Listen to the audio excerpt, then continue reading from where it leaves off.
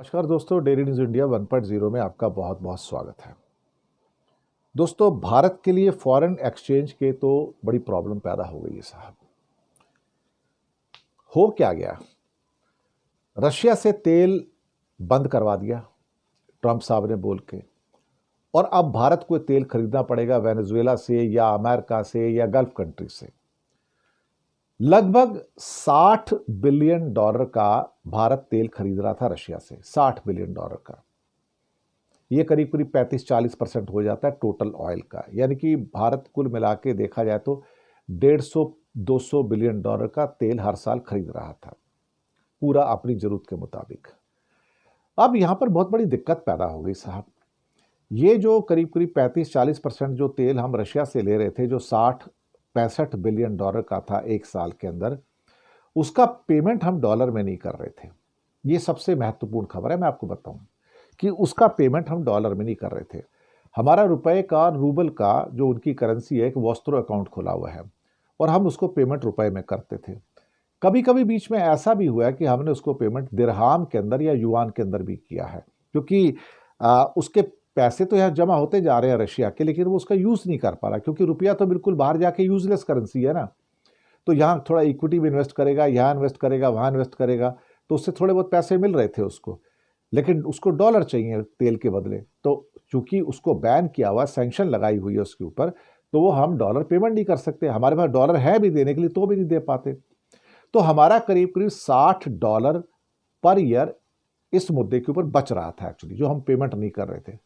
कर तो रहे थे लेकिन रुपए में पेमेंट कर रहे थे। अब साहब, जब से ये ट्रंप साहब ने हमारी बोलती बंद कर दी और हमें कह दिया कि भाई भारत अब रशिया से तेल नहीं खरीदेगा और ये तेल अब मुझसे या वेनेजुएला से खरीदेगा, जो रशिया का तेल है, तो मुझसे भी खरीदेगा और वेनेजुएला से भी खरीदेगा। इसका मतलब यहां पर जो पेमेंट करनी है वो इंडिया को अब डॉलर में करनी पड़ेगी।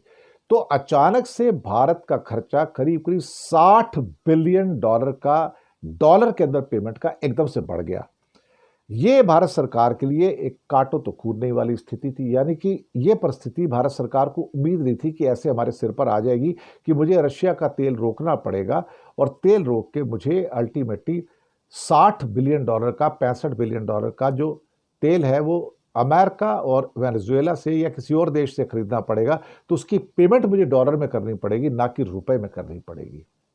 बस यहां से परेशानी शुरू होती है, क्योंकि भारत का फॉरेन एक्सचेंज का भंडार वैसे ही $550 बिलियन का है।